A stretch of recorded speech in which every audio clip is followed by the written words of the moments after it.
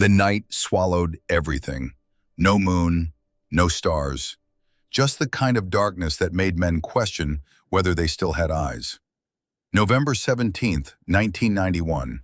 The Korean Demilitarized Zone. 6 Navy SEALs lay motionless in a drainage ditch 300 meters from the North Korean border.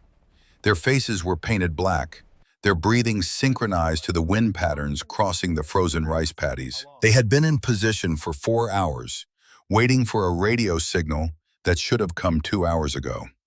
Commander Victor Hargrove, 45 years old and carrying 22 years of naval service on his broad shoulders, pressed his finger against the communication device buried in his ear canal.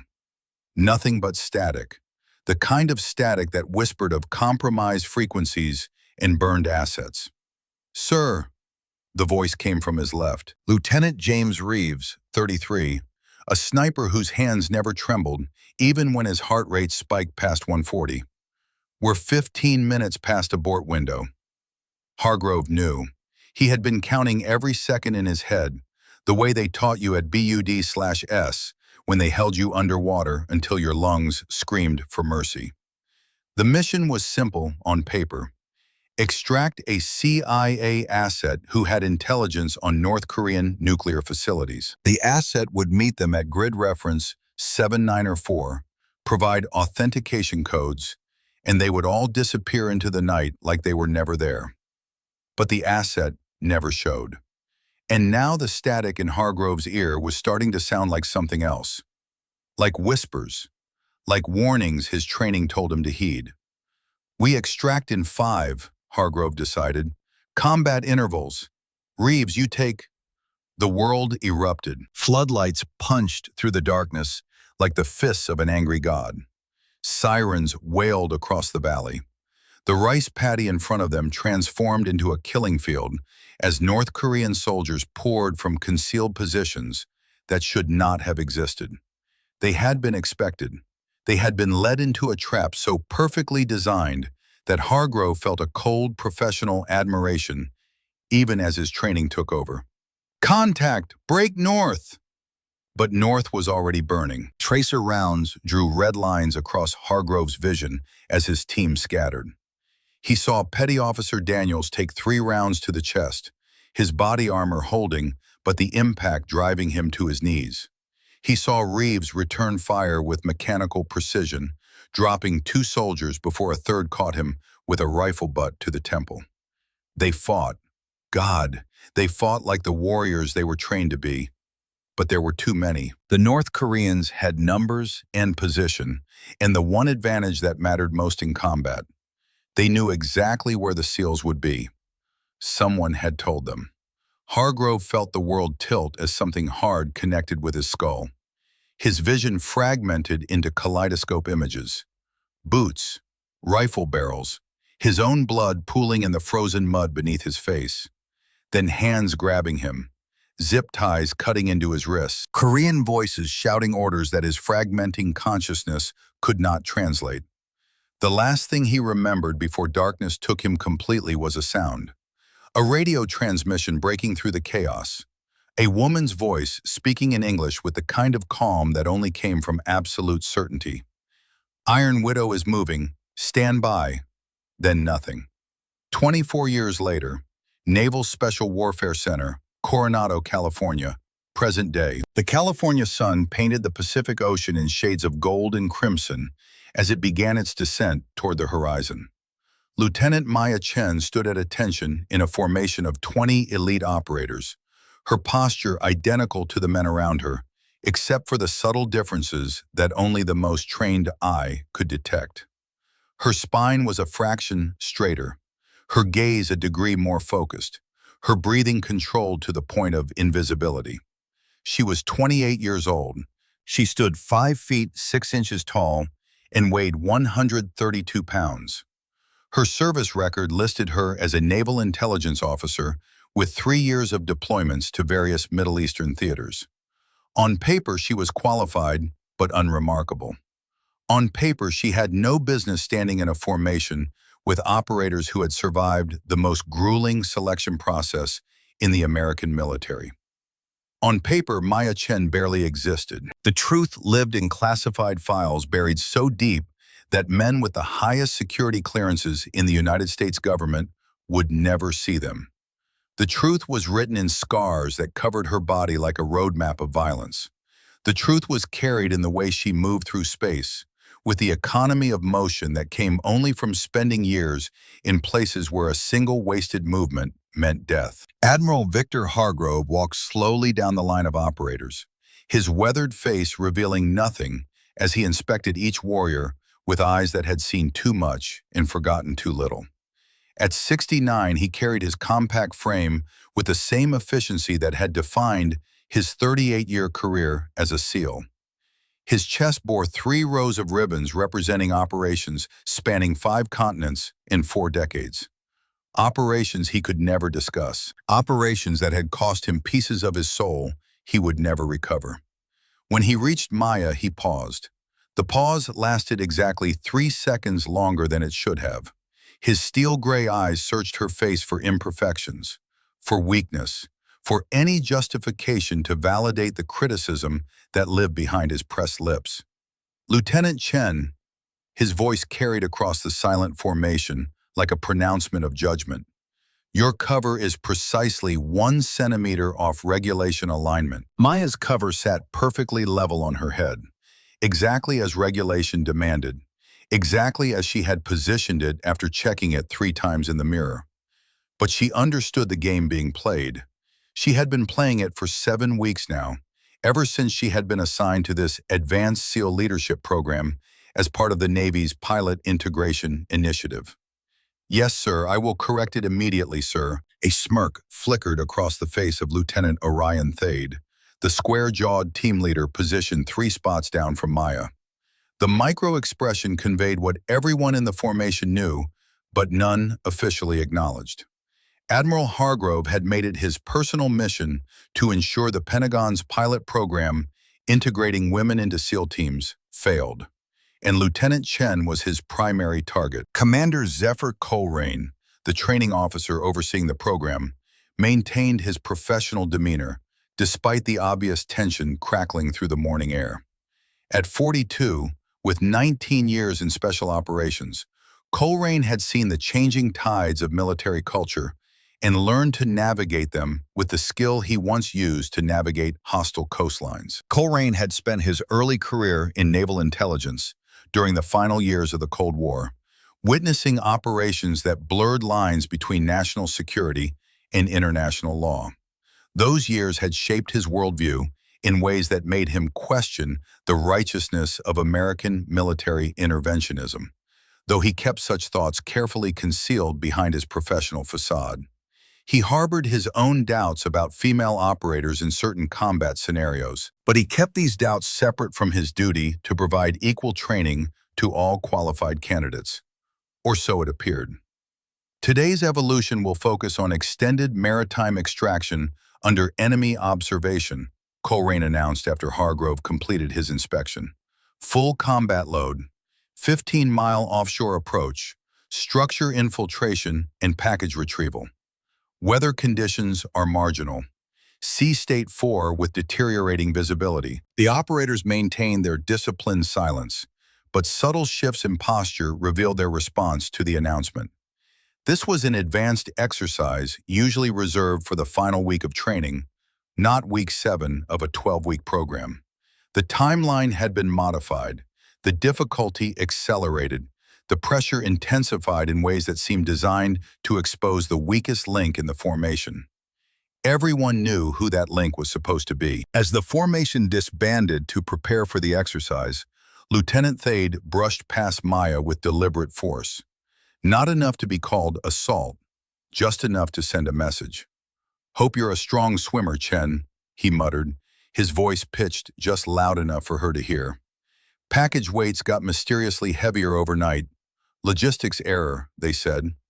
Maya made no response. Her face remained composed in the mask of professional neutrality she had perfected over years of practice. Only the slightest tightening around her eyes betrayed any reaction at all. But inside, beneath the layers of control and discipline, something ancient and dangerous stirred. A part of her that remembered other men who had underestimated her. Other operations where the odds were calculated to be impossible. Other nights where the only thing standing between good men and death was a 21-year-old girl who refused to accept the word impossible. In the equipment room, Maya methodically checked her gear with movements so practiced they appeared choreographed. When she lifted her tactical vest, she noted the subtle difference in weight distribution immediately. Someone had added approximately 2 pounds to the left side, enough to create dangerous imbalance during a long swim without being immediately obvious to a casual inspection. She said nothing, did not report the tampering. Instead, she silently redistributed the weights, compensating for the sabotage while simultaneously committing the modification pattern to memory. Every detail mattered. Every piece of malice was a data point. And Maya Chen had been collecting data for 7 weeks now, building a profile of behaviors and patterns that would serve a purpose these men could not imagine. "Lieutenant Commander," the voice came from behind her. Maya turned to find a figure standing in the doorway of the equipment room. An older man in his late 60s, wearing the uniform of a Marine Corps colonel, with the weathered face of someone who had seen combat in an era when combat meant something different. More personal, more savage, more honest. Colonel James Ironside Reeves, Senior Military Advisor to the Naval Special Warfare Command, former SEAL, former POW, former many things that never appeared in official records. His right hand was missing 3 fingers, courtesy of a North Vietnamese interrogator who believed pain was the most efficient path to truth. His left eye carried a scar that ran from eyebrow to cheekbone, a souvenir from the same conversation. But his eyes held something that transcended the physical damage, a clarity, a certainty, the look of a man who had walked through the valley of the shadow of death and emerged with knowledge that could not be taught in any school. "Colonel," Maya acknowledged him with a nod that conveyed more than simple recognition. Reeves stepped into the equipment room and closed the door behind him. He moved with the careful deliberation of someone whose body had been broken and rebuilt multiple times, but whose spirit remained uncompromised. "They're escalating," he said quietly. "I know. The Admiral is asking questions through back channels. Former teammates, previous commanding officers. He's trying to find something in your record that doesn't fit." Maya continued her equipment check, her hands never pausing. "He won't find what he's looking for." "No." Reeves allowed himself a thin smile. "He'll find exactly what we wanted him to find. 3 years of intelligence work in Iraq and Afghanistan. Competent, but unremarkable. No red flags, no classified operations. No indication that the woman standing in front of him is anyone other than what her file says she is. And if he digs deeper," Reeves pulled a small electronic device from his pocket, a counter-surveillance unit that emitted a localized field of white noise, rendering their conversation invisible to any listening devices. The fact that he felt the need to activate it spoke volumes about how seriously he took operational security. "If he digs deeper, he hits the walls we built 24 years ago. Walls constructed by people whose names he's never heard and never will. Walls that exist in systems he doesn't know exist." Reeves studied her face with the intensity of a man reading a tactical map. "But I didn't come here to discuss Admiral Hargrove's investigation. The package? Arrived this morning. Diplomatic pouch through channels that officially don't exist. It's in secure storage in my quarters, exactly as we planned." Maya's hands paused for a fraction of a second before resuming their mechanical inspection. "Any word on our ghost?" Still silent. "But if our theory is correct, they'll make contact at the ceremony. It's their last opportunity to complete what they started in 1991. The words hung in the air between them, heavy with implications that spanned decades. Maya resumed her equipment check, but something had shifted in her posture. A subtle tension that spoke of memories she worked very hard to keep buried. 24 years is a long time to wait for answers, Maya." She looked up at him then, really looked at him, saw the man who had been there at the beginning. The only person in this entire operation who knew the complete truth about who she was and what she had done. The only person who understood that the woman standing in this equipment room, checking tactical gear, was the same person who had walked through North Korean guard posts like a ghost and carried wounded men through mountain terrain that would have broken Olympic athletes. Some missions require patience above all else, Colonel. Reeves nodded slowly. That's what I told myself in the Hanoi Hilton. Every day for 6 years. Be patient, survive, wait for the mission to complete. He paused. But patience only matters if you live long enough to see the mission through. These men aren't just trying to break you, Maya. They're trying to break the entire program. And if they succeed, they won't succeed, Maya interrupted, her voice carrying absolute certainty. Because I didn't survive Songwon to fail here. I didn't carry 6 men through 3 miles of North Korean wilderness to be defeated by petty prejudice and bureaucratic sabotage. This is just another mission, Colonel, and I've never failed a mission. Reeves studied her for a long moment, seeing past the mask of professional composure to the truth beneath. He saw the scars. He saw the damage. He saw the darkness that lived in people who had done terrible, necessary things in service to their country. But he also saw something else, something that made him believe, truly believe, that the impossible was possible. He saw Iron Widow. The ceremony is in 3 days, he said finally. Everything has to be perfect. No mistakes. No deviations from the plan. Understood. And Maya? He waited until she met his eyes. When you step onto that stage and say those 2 words, everything changes. Your cover is burned. Your anonymity is gone. Every operation you've run for the last 24 years becomes scrutinized. The life you've built disappears. Maya allowed herself a small smile, the first genuine expression she had shown in weeks. Colonel, I've been living in shadows for 24 years. Maya Chen, the person, died in North Korea. What's left is just the operator. Burning that cover officially doesn't change what I already lost. Reeves deactivated the counter-surveillance device and moved toward the door. But he paused before opening it, his hand on the handle. You know what I learned in the Hanoi Hilton? When they were pulling out my fingernails and asking me questions I couldn't answer? He didn't wait for her response. I learned that the only thing stronger than pain is purpose. The only thing stronger than fear is a mission you believe in completely. You have that mission, Maya. You've had it for 24 years. Don't lose it now when we're so close. Then he was gone, leaving Maya alone with her equipment and her thoughts, and the weight of a secret that had defined her entire adult life. She finished her inspection and moved to join the other operators assembling near the transport helicopters. The morning had fully arrived now, the California sun burning away the coastal fog to reveal a sky of perfect blue. It was the kind of day that made recruitment posters, the kind of day that made young men believe in glory, in honor, in the romance of special operations. Maya knew better. She had learned on a frozen night in North Korea that glory was a lie, honor was a luxury, and romance died the first time you had to decide between your life and your mission. She had chosen the mission.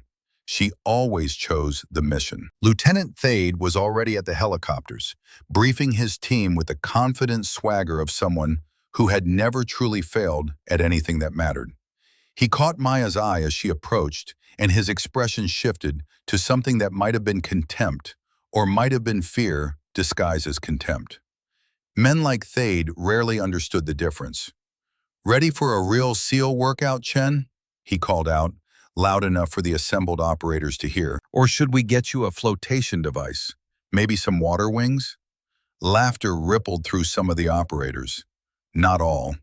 Maya noted the ones who didn't laugh, noted the subtle shifts in body language that indicated discomfort with the mockery. Those were the operators who judged based on capability rather than prejudice.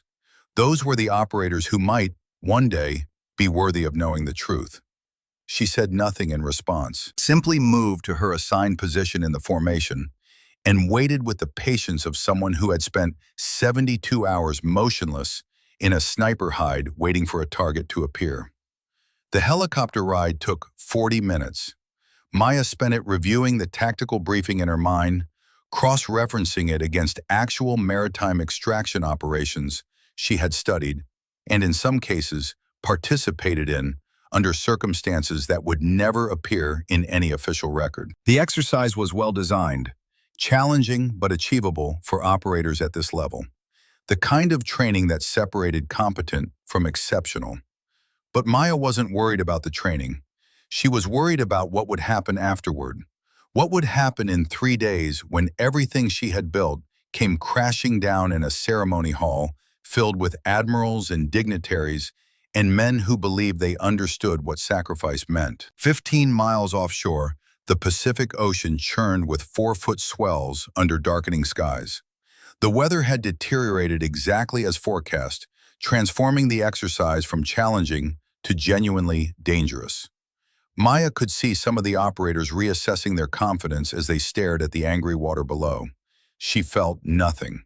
She had conducted maritime operations in seas that would have killed these men in minutes. She had swum through freezing water with a bullet wound in her thigh and a wounded seal strapped to her back. This was child's play compared to the night she had earned her call sign. The teams entered the water in sequence. Thade's team first, disappearing beneath the surface with practiced efficiency. Then Maya's 4-person team, with Maya taking point position despite not being the designated team leader. The ocean swallowed her like it was welcoming an old friend. Beneath the waves, the world transformed. Sound became muted. Light became diffused. The chaos of the surface world gave way to the ordered silence of the deep.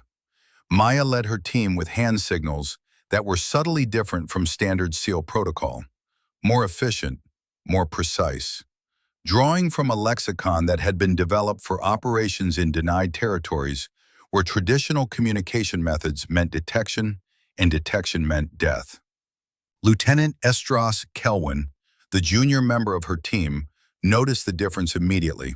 He had graduated BUD/S training 8 months earlier, but even with his limited experience, he recognized that Chen's underwater communication style reflected techniques he had only heard rumors about, techniques developed for deep cover operations, techniques that didn't exist in official training curricula. When they reached the target structure, a decommissioned oil platform used for training exercises, Maya paused at the submerged entrance. Her team expected her to follow standard protocol: surface reconnaissance, team positioning, synchronized entry. Instead, she made a single hand gesture none of them recognized and disappeared into the structure alone. The interior of the platform was a maze of flooded corridors and collapsed bulkheads. Training sensors mounted on the walls simulated enemy detection systems, programmed to respond to standard SEAL approach vectors. Maya moved through the space like something not quite human, her path seemingly random to any observer, but systematically avoiding every sensor trigger point with precision that spoke of intimate familiarity. She had studied this structure for 6 weeks, had reviewed every blueprint and every sensor placement and every possible approach vector. But more than that, she had trained for environments like this in facilities that made this oil platform look like a swimming pool. She had learned to move through hostile spaces in North Korea, in Iran, in places where the wrong shadow cast at the wrong angle meant bullets in the dark and bodies that would never be recovered.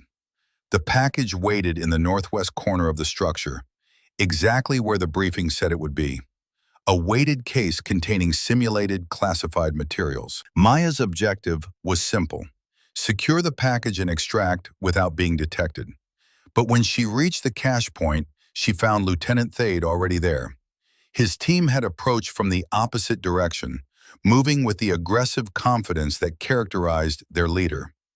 Thade had his hands on the package, his face visible through his rebreather mask, showing a victorious grin. What happened next occurred in the span of 3 seconds. Maya executed a maneuver that created a temporary disruption in water visibility. a deliberate kick that stirred up sediment in a precise pattern. In that moment of reduced visibility, she moved with speed that seemed impossible underwater. Her hands shot out and secured a grip on the package. Her body rotated in a motion that redirected Thade's momentum against him. Her other hand activated a training smoke marker that simulated a flashbang device. When the water cleared, Maya had the package. Thade's team was scattered and disoriented, responding to a perceived secondary threat that had never actually existed. And Maya was already moving toward the extraction point with the mechanical efficiency of someone who had conducted hundreds of similar operations. The entire sequence had taken 3 seconds. 3 seconds that would replay in the minds of every operator who witnessed it for days afterward. 3 seconds that transformed Maya Chen from the woman they underestimated into something they couldn't quite define.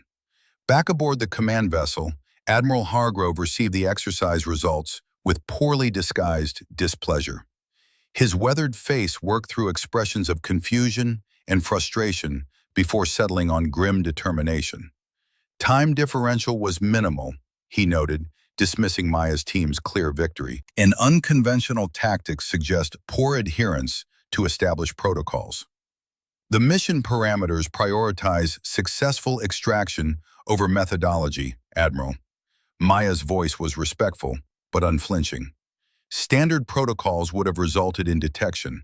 Tactical adaptation prevented that outcome. Hargrove's eyes narrowed. Something flickered behind them. Not quite recognition, not quite fear, but something close to both. Protocols exist for a reason, Lieutenant. Creative interpretation of rules might work in training scenarios, but real combat operations require disciplined execution of established tactics. Maya met his gaze steadily. For a moment, something passed between them, a current of understanding that neither acknowledged but both felt. This was more than a training exercise, more than a debate about protocols. This was a battle of wills between a man trying to prove women didn't belong and a woman who had already proven everything that mattered in places he would never see. Yes, sir. Understood, sir. The words were correct. The tone was perfect. But something in Maya's eyes suggested she understood far more than any lieutenant should about combat operations and protocol deviations, and the difference between training and war. From across the deck, Colonel Reeves observed the exchange with the careful attention of a man reading a tactical situation. When his eyes met Maya's, a silent communication passed between them, a reminder, a warning, a confirmation that the endgame was approaching and everything had to be perfect. That evening, as the operators gathered in the training center's briefing room, Commander Coleraine announced the final details of the culmination ceremony. As is tradition for this program, each operator who successfully completes advanced SEAL leadership training receives their official call sign during the final ceremony. These call signs reflect the qualities and achievements that define you as special warfare operators. The room buzzed with subdued excitement. Call signs were sacred in the special operations community. They were badges of honor earned through sweat and blood and moments of truth that revealed character. They were the names that followed operators through their careers, carried more weight than rank or medals. Admiral Hargrove will personally present each operator with their call sign, Coleraine continued. The ceremony includes representatives from SOCOM, Naval Special Warfare Command, and several partner nation forces. Foreign observers from South Korea, Japan, and the United Kingdom will be in attendance. This is a significant milestone in your careers, gentlemen. And lady, he added with a nod toward Maya that somehow felt more condescending than respectful. Lieutenant Thade glanced at Maya with an expression that mixed curiosity with contempt. Some traditions are earned, not given, he said, just loud enough for those nearby to hear. The implication was clear. Maya hadn't earned the right to stand among them, hadn't earned the right to receive a call sign in the same ceremony as operators who had proven themselves through years of service. After the briefing, as operators dispersed to their quarters, Colonel Reeves intercepted Maya in a secluded corridor. He waited until the last footsteps faded before speaking. The Admiral has made his position clear, Reeves said quietly. Has he compromised the operation? No, he's behaving exactly as we expected. The final assessment comes at the ceremony. All parameters remain unchanged. Maya nodded. And the package? Arriving tomorrow, 24 years to the day. A shadow passed over Maya's features. Not fear, but something deeper. Memory, perhaps, or the weight of years carrying a secret that had defined her entire adult life. Will you maintain position? Reeves asked, studying her face with the attention of someone who knew exactly what to look for. Until the mission is complete. They stood in silence for a moment, two warriors separated by decades, but united by understanding that transcended age or rank or protocol.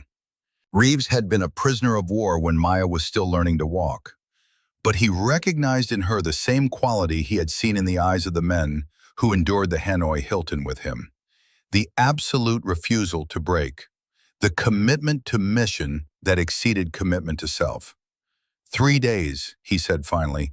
Then the truth comes out. Are you ready for that? Maya considered the question. Was she ready for her cover to be burned?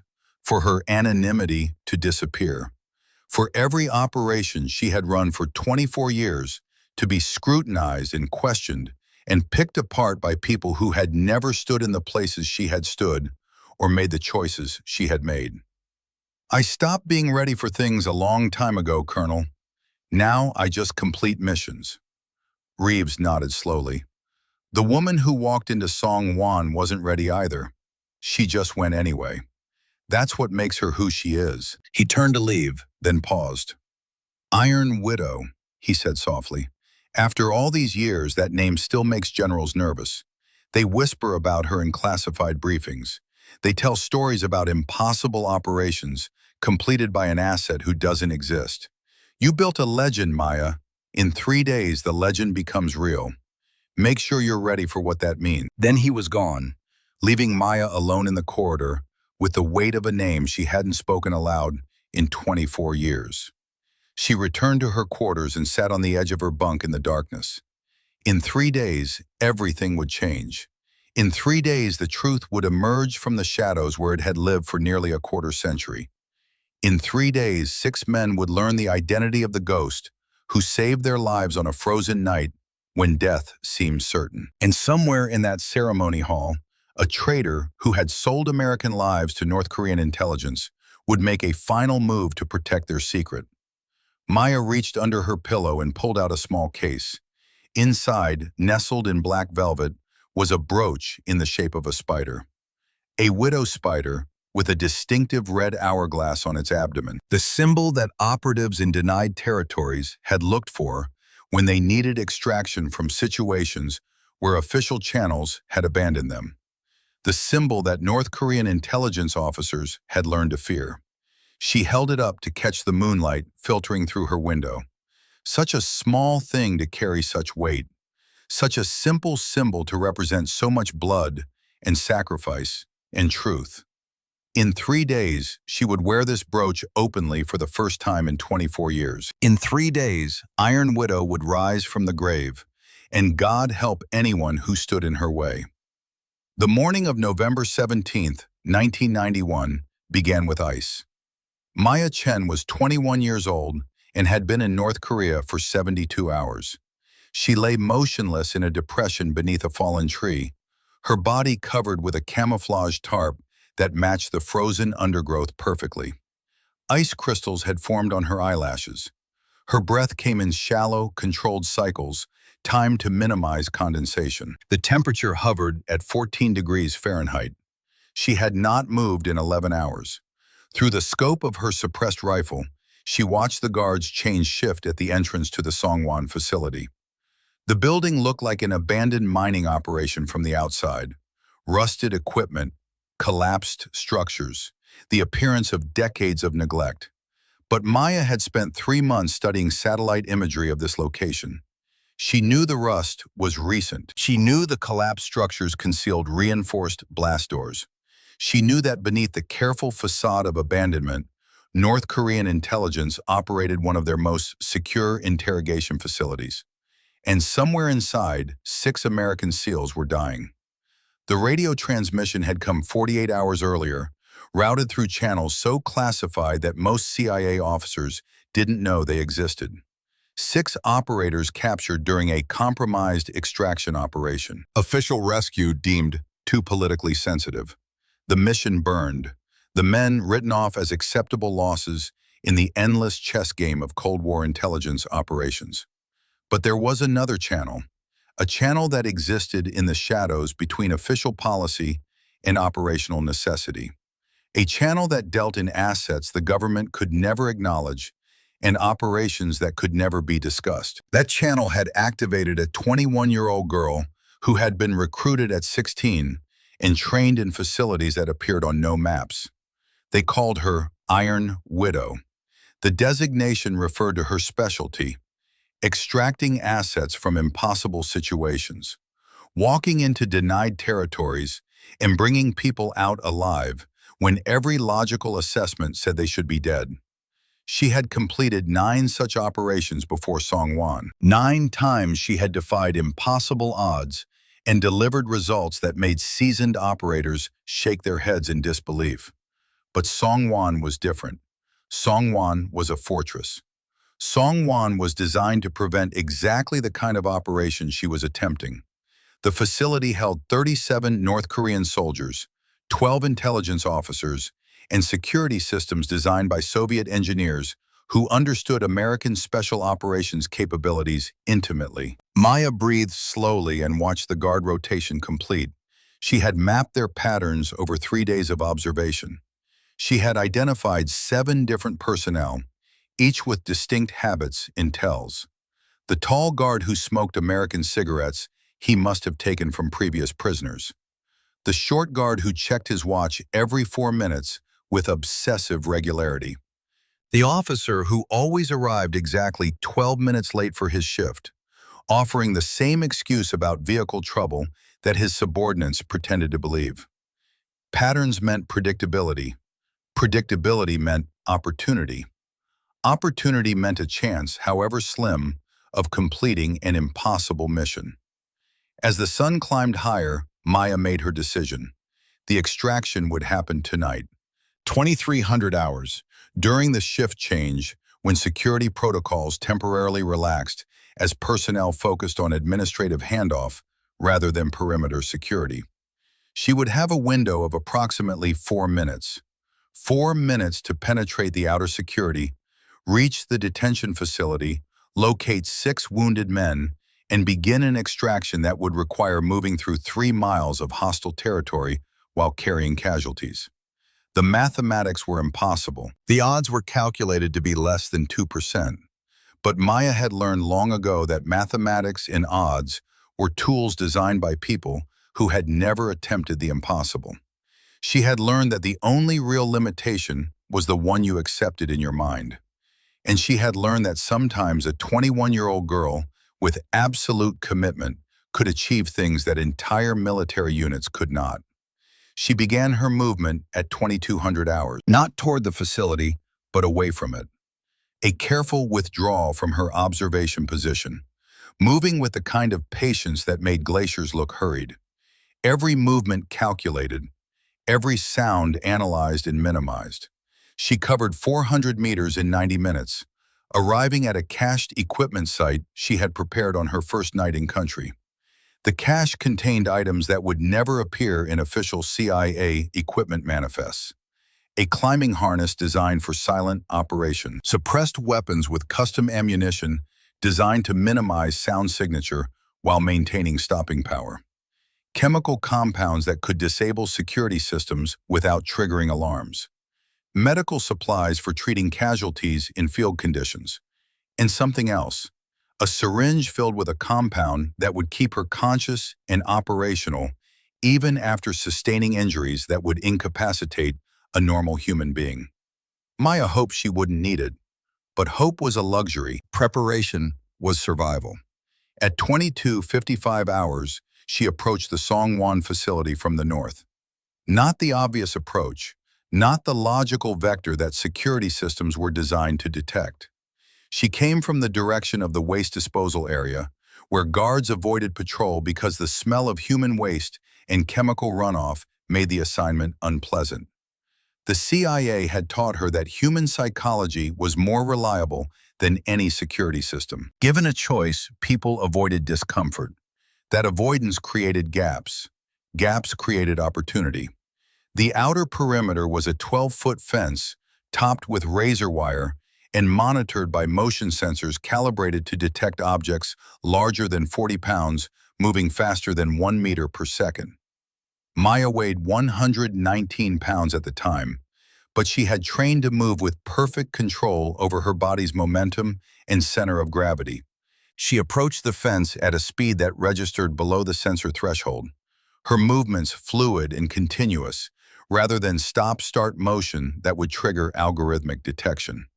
The fence took her 8 minutes to defeat, not climbing over, but cutting through at ground level, where the razor wire was absent and the fence met frozen earth that could be excavated with tools designed for exactly this purpose. She created an opening 18 inches wide and 30 inches high, barely large enough for her small frame.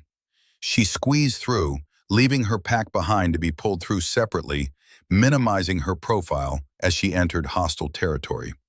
Inside the perimeter, she became a ghost. The facility's security relied on the assumption that penetration would be loud, that attackers would come in force, with firepower and support. They had not designed their systems to detect a single operator moving with absolute silence through shadows, using darkness and human psychology rather than technology and firepower. Maya reached the main building at 2300 hours exactly. The shift change was beginning. She could hear voices through the ventilation system as guards complained about the cold and discussed plans for the upcoming holiday. They sounded young, bored, convinced that their posting at a secret facility in the middle of nowhere was punishment rather than critical assignment. They were wrong, but they would not live long enough to realize it. The building's entrance was secured with a Soviet-era lock system that CIA training had taught her to defeat in under 40 seconds. She completed it in 31. The door opened with a whisper of metal on metal, a sound lost in the noise of shift-change conversations echoing through concrete corridors. Inside, the facility revealed its true nature: clean floors, modern lighting, equipment that belonged in a hospital or research laboratory rather than an abandoned mine. Maya moved through corridors mapped from blueprints stolen by assets who had paid for that intelligence with their lives. She navigated by memory and instinct, trusting training that had been beaten into her muscle memory through thousands of hours of practice. The first guard she encountered was the tall one who smoked American cigarettes. He stepped out of a side room directly into her path, his hand reaching for the cigarette pack in his pocket. His eyes met hers with confusion that transformed into alarm in the fraction of a second before her blade opened his throat. She caught him as he fell, lowering him silently to the floor, her hand clamped over the wound to minimize blood spatter. His eyes held hers as life faded, questioning and afraid. She felt nothing. She had been trained to feel nothing in these moments. The second guard died 30 seconds later. The third guard 45 seconds after that. She moved through the facility like death itself, silent and inevitable. Each kill was executed with precision that came from training that started when other girls her age were worried about prom dates and college applications. She had traded that life for this one, had made that choice at 16 when CIA recruiters showed her what her particular combination of intelligence, physical capability, and psychological makeup could become. She found the detention facility in the basement level. 6 cells arranged in a row, each containing an American SEAL in various stages of injury and interrogation damage. They looked up as she appeared, their faces showing confusion and hope, and the kind of desperate prayer that emerged when all logical hope was gone. The designation meant something to him, meant that somewhere in the classified briefings he had received before deployment, someone had mentioned the possibility of this exact scenario. The impossible rescue by an asset who didn't officially exist. "You're just a kid," he whispered, his voice rough from screaming during interrogation sessions. "I'm your only chance," Maya replied. "Can you walk?" "I can crawl if it gets me out of here." She moved to the other cells. Lieutenant Reeves was conscious, but had 3 broken fingers on his right hand. Petty Officer Daniels had taken a beating that left him barely conscious. The others showed varying degrees of injury, but all were conscious and all understood what her presence meant. Extraction was supposed to be impossible, but impossible was happening. Maya distributed weapons from the guards she had killed, gave brief instructions in a voice that carried absolute authority despite her youth. They would move as a unit. Silence was survival. Anyone who couldn't keep up would be carried. No one would be left behind. "How many hostiles?" Hargrove asked. 37 when I started, 12 now." He stared at her. "You killed 25 North Korean soldiers?" 17 soldiers, 8 intelligence officers. "And we're wasting time talking when we should be moving." They moved through corridors painted with the blood of guards who had not expected death to come from a 119-pound girl who moved like smoke through their supposedly secure facility. Maya led them with the confidence of someone who had mapped every inch of the building in her mind, who knew exactly where remaining guards would be and how to avoid or eliminate them. The evacuation should have been impossible. 6 wounded men moving through a hostile facility with limited mobility and degraded combat capability. But Maya had planned for this, had cached additional weapons at strategic points during her initial infiltration, had disabled security systems in ways that would not be discovered until after they were gone, had created multiple contingency routes based on different scenarios. They encountered resistance at the north stairwell, 4 guards responding to the discovery of bodies. Maya killed 3 in the span of 4 seconds, her suppressed weapon coughing quietly as bodies dropped. Hargrove, despite his injuries, killed the 4th with a rifle taken from a dead guard. His hands were steady. His training overrode his pain. He was a SEAL, and SEALs didn't stop fighting just because the situation was desperate. They reached the perimeter fence at 23:37, 37 minutes from infiltration to evacuation. Maya had planned for 45. The extra 8 minutes would matter when pursuit began. Getting 6 wounded men through an 18-inch gap in a fence required improvisation. Maya widened the opening with tools while Hargrove organized security and Reeves provided covering fire despite his damaged hand. They moved like the professionals they were, adapting to circumstances with the flexibility that separated special operations forces from conventional military units. They were through the fence and moving into the wilderness when the alarms finally sounded. The facility erupted in light and noise as North Korean soldiers realized what had happened. Realized that 6 prisoners had been extracted from a supposedly secure location by a force they could not identify or quantify. "They'll send everything," Hargrove said as they pushed into the darkness of the surrounding forest. "This is going to be a running gunfight all the way to the extraction point." "No," Maya replied. "This is going to be 3 miles of silence and evasion. If we fight, we die. We're outnumbered and you're all wounded. Our only advantage is they don't know where we're going or how many of us there are. We use that." What followed was a masterclass in tactical evasion. Maya led them through terrain she had scouted over 3 days of preparation. She chose routes that maximized cover while minimizing visibility. She used the psychology of pursuit against their pursuers, understanding that North Korean soldiers would expect American operators to move with speed and directness. So she moved with patience and indirection, doubling back, using streams to mask their trail, creating false indicators that led pursuit in wrong directions. When Daniels collapsed at the 2-mile mark, unable to continue, Maya made a decision that would define her legend. She gave her rifle to Reeves, pulled Daniels onto her back in a fireman's carry, and continued moving. 119 pounds carrying 182 pounds through mountain terrain at night while hostile forces searched for them. It should have been impossible. But Maya had trained for impossible, had spent years preparing her body for exactly this kind of extreme physical demand, had learned to push past pain and exhaustion into a state of pure mechanical execution where the body became a tool following instructions from a will that refused to acknowledge limitation. Hargrove watched her carry Daniels and understood something that would haunt him for the next 24 years. This girl, barely old enough to drink legally, was stronger than he was.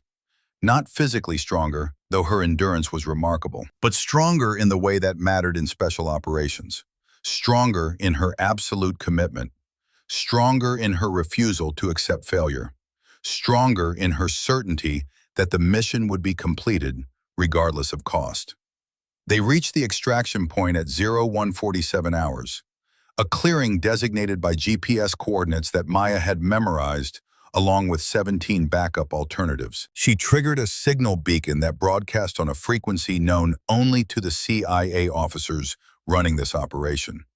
Then she established a defensive perimeter and waited with the patience of someone who had learned that panic was the enemy of survival. The helicopter came 23 minutes later, a Nighthawk flying dark, piloted by someone who understood that this extraction was happening in denied territory without official authorization. The kind of operation that would be disavowed if discovered. The kind of operation that depended on people willing to risk everything for a principle that existed outside official policy. As the SEALs boarded, Hargrove turned to Maya, tried to see her face behind the tactical mask she wore, tried to find words adequate for what she had done. But before he could speak, she pushed him toward the helicopter. "Go. My ride is different. We can't just leave you here. You're not leaving me. I was never here. This never happened. You were extracted by South Korean Special Forces operating on intelligence we provided. That's the official story. That's the only story." "What's your name?" Hargrove asked, desperate for something to hold on to, some way to remember the person who had saved his life. Maya paused, then spoke two words that would echo in his mind for 24 years. Iron Widow. The helicopter lifted off, carrying 6 men who would be debriefed and sworn to secrecy and returned to service with a story that everyone involved knew was a lie designed to protect a truth that could never be acknowledged. Maya watched them disappear into the darkness. Then she turned and began the long journey back to her own extraction point, moving through North Korean territory with the same ghost-like efficiency that had brought her in. She was wounded, though she had hidden it from the SEALs. A knife cut along her ribs that would require stitches. A twisted ankle from carrying Daniels through rough terrain. Bruises and contusions from close combat with guards. But she was alive, and the mission was complete. And somewhere in a CIA facility that didn't officially exist, her handler would mark this operation as successful, would add it to a file that documented 9 previous impossible extractions, would wonder, perhaps, how long a 21-year-old girl could continue to defy death before mathematics caught up with her. Maya made it to her extraction point 37 hours later. The helicopter that picked her up carried no markings. The medic who treated her initial wounds spoke no English. She was transported to a CIA facility in South Korea that officially did not exist. 6 months later, recovering from injuries sustained during another classified extraction in the Middle East, she received a visitor. Lieutenant James Reeves, now medically retired from active SEAL duty after the Songwon incident, had been recruited by Naval Intelligence. He had one question. "Was it you?" Maya had looked at him with the same composed expression that would define their relationship for the next 2 decades. "I don't know what you're referring to, Lieutenant." The voice in the mountain, telling me we were going home. She had held his gaze for a long moment before responding. "If such an operator existed, Lieutenant, their identity would be classified at the highest levels. But hypothetically, if you had been saved by such an asset, what would you want to say to them?" Reeves had understood then, understood that he would never get confirmation, but also understood that the woman sitting across from him was the ghost who had carried him through 3 miles of hostile terrain. "I would say thank you," he had replied quietly, "and I would ask if there was anything I could ever do to repay that debt." Maya had smiled then, a rare, genuine expression. Hypothetically, such an operator might need someone who understands what it means to survive impossible situations. Someone who could provide counsel when missions become complicated. Someone trustworthy. That conversation had been the beginning of a partnership that would span 24 years. Reeves had risen through the ranks, eventually taking the role of senior military advisor while secretly maintaining his connection to the woman who had saved his life. He had been her anchor, her conscience, and her only true confidant in a world where she existed only as a designation in classified files. She was debriefed by CIA officers who wanted to know every detail of the operation. And then she was sent back into the shadows, back to the world of denied operations and impossible missions, carrying a secret that would define her for the next 24 years. She had saved 6 men, had killed 17 North Korean soldiers and 8 intelligence officers, had completed an operation that military analysts would later assess as having less than 1% probability of success. And she had done it all while being young enough that she still carried a fake ID to get into bars. But that night in North Korea had cost her something that could never be recovered. It had cost her the possibility of a normal life. It had cost her the ability to form relationships with people who didn't understand what she had done and what she was capable of doing. It had cost her the innocence that other 21-year-olds took for granted. Iron Widow was born in the blood of Song Wan, and the girl named Maya Chen died there, even though her body continued to walk and breathe and execute missions for another 24 years. Present day, Naval Special Warfare Center, Coronado. Maya stood in the debriefing room reviewing after-action reports from the maritime extraction exercise. The reports were thorough and professional. They documented her team's success while carefully avoiding any language that might suggest her techniques were anything other than creative improvisation. But Maya knew better. She knew that questions were being asked. She knew that Admiral Hargrove was digging through channels both official and unofficial, trying to understand how a junior intelligence officer could demonstrate capabilities that exceeded those of veteran SEAL operators. Impressive performance yesterday. She turned to find Lieutenant Thade standing in the doorway. His expression was different from the usual contempt. Something else lived there now. Curiosity, perhaps, or the beginning of respect. "Just following training, Lieutenant." "No," Thade stepped into the room. "That wasn't training. I've been through every advanced course the Navy offers. I've trained with Delta and DevGru and units that don't have names. What you did underwater wasn't something you learned in a classroom." Maya remained silent, letting him work through his thoughts. "That facility malfunctioned last week," Thade continued. "When the fire suppression system went haywire, you bypassed security protocols that I've never seen outside of classified facilities. You moved through that building like you had the blueprints memorized, and when you carried me out," he paused, something shifting in his eyes. "I've been carried before. Combat injury in Helmand Province. I know what it feels like when someone is struggling with your weight. You weren't struggling. You carried me like I weighed nothing." "Adrenaline provides temporary strength enhancement," Maya replied neutrally. "Bullshit." They'd moved closer, studying her face with the intensity of someone solving a puzzle. "I've been trying to figure you out for 7 weeks. You're too good, too capable. Your file says intelligence officer, but you move with someone with combat experience that doesn't appear anywhere in official records. And there's something else, something about you that's familiar, like I've seen you before or heard about you somewhere." Maya felt the moment crystallizing, felt the investigation tightening around her cover story. She had known this would happen eventually, had planned for it, but the timing was critical. She needed Thade's suspicions managed carefully until the ceremony. "Lieutenant, I appreciate your curiosity, but my service record is classified at levels above your current clearance. That's not an insult, it's just reality. Some operations don't appear in standard databases. So you admit you've run operations that aren't in the official record? I admit nothing. I'm simply explaining why your investigation into my background will hit walls that you can't penetrate. Thade's eyes narrowed. You know what I think? I think you're not really here for integration training. I think you're here for something else. Some kind of evaluation or investigation. Maybe you're testing our response to female operators. Maybe you're here to identify problem personnel. Or maybe, he trailed off, a new thought forming behind his eyes. Maybe what, Lieutenant?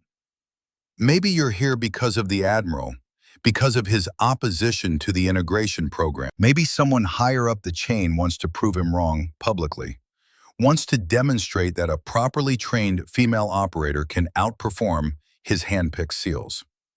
Maya allowed herself a small smile. That's an interesting theory. Is it true? If it were, do you think I would confirm it? Thade studied her for a long moment, then nodded slowly. Fair enough. But Chen, whatever game is being played here, whatever the real mission is, you should know that some of us are starting to see past the bullshit. Starting to recognize that you're the real deal, regardless of what the Admiral believes. He left before she could respond. Maya watched him go, processing the interaction and its implications. Thade was smart, more perceptive than she had given him credit for. His theory about her mission was wrong, but it was close enough to the truth to be dangerous. She needed to accelerate certain elements of the plan, needed to ensure that when the truth emerged at the ceremony, it emerged on her terms, rather than through premature discovery. That evening, Colonel Reeves found her in the armory, conducting maintenance on weapons she would never use in training. He activated his counter-surveillance device and waited until the electromagnetic field was established before speaking. Thade is asking questions. I know. He approached me this afternoon. How much did you tell him? Nothing concrete, but he's working toward the truth through logical deduction. He won't get there before the ceremony, but it's close. Reeves considered this. We could arrange for him to be temporarily reassigned. Pull him out of the program before he becomes a problem. No. Maya's voice carried absolute certainty. Thade is a piece on the board, but he's not the piece we're hunting. Our ghost is still hidden, still waiting for their opportunity at the ceremony. If we start making unusual personnel changes now, we might spook them into going to ground. So we let Thade continue his investigation? We manage it. Keep it pointed in directions that don't compromise the operation, while appearing to be genuine dead ends. He's already constructed a theory about me being here to prove the Admiral wrong. That theory serves our purposes. Let him believe it. Reeves nodded slowly. The package was examined this afternoon. 24 years and the security seals were never broken. Whatever's inside is exactly what was stored in 1991. And the ceremony arrangements? Finalized. Admiral Hargrove will personally present call signs to all graduating operators. The sequence will be alphabetical, which means you'll be called early, fourth in the sequence. Maya absorbed this information. The timing was important. Being called early meant less time for her nervousness to show, less opportunity for second thoughts. But it also meant the impact of her revelation would have to carry through the remainder of the ceremony. Foreign observers confirmed? She asked. All confirmed. South Korean general, Japanese defense attaché, British SAS liaison, and several retired flag officers, including former SOCOM commanders who were involved in the aftermath of Songwon. Reeves paused. One of them specifically requested to attend when he learned about the integration program. Former admiral who ran special operations in the Pacific during the 90s. He was the one who authorized your operation, Maya. He knows who you are.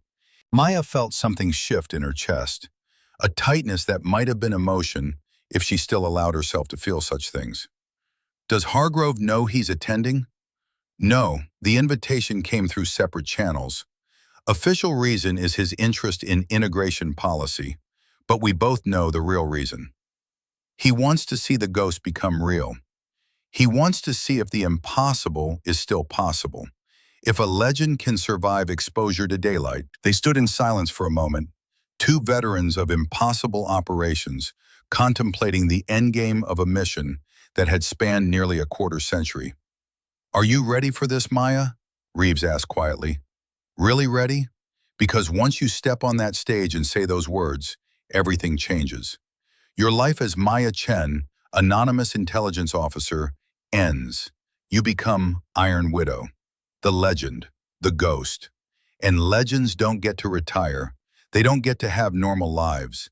They become symbols that the government uses when they need impossible things accomplished." Maya met his eyes steadily. "Colonel, I stopped having a normal life when I was 16 years old, and CIA recruiters showed me what I could become. I stopped being a person when I was 21, and I walked into Songwon knowing I might not walk out. The woman you're talking to right now is already a ghost. Has been for 24 years. Making that official changes nothing except the number of people who know the truth." "It changes everything," Reeves countered. "Right now you have the option to walk away, to complete this program, accept whatever call sign they give you, and fade back into normal service. You could have a career, a life, maybe even a family someday.